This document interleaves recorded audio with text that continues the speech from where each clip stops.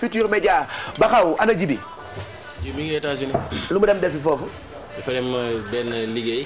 yéen da ngeen tàmm saa yu ngeen demee vacances ne da ngeen dem ay tournée da ngeen dem liggéeyi loolu laa xamul pour lan.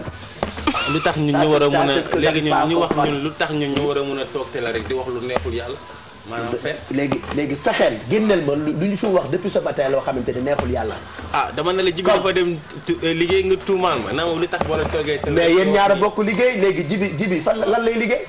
waaw danga may laaj lan la Jibi mu defee. waxal lu muy liggéey fexeel ba demul vacances. déedéet pour la muy dem vacances. waa léegi lu muy liggéey. dem vacances waxal lu muy liggéey rek. li nga xam ne maa gën a garaaw Tunkara bu 2STV. waxal lu muy liggéey. xam nga dañuy préparer album. boo xamante ne dañ ko liggéey entre États-Unis France ak. yow lu tax demoo dégg naa amoo visa. n'est-ce pas.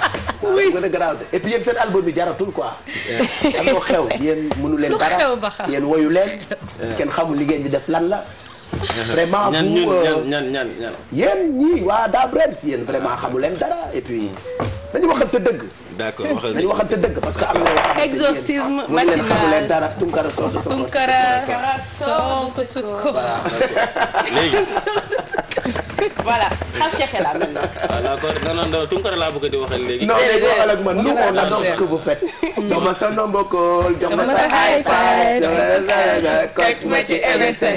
mais yëpp dafa xew. léegi nag indi leen WhatsApp Viber.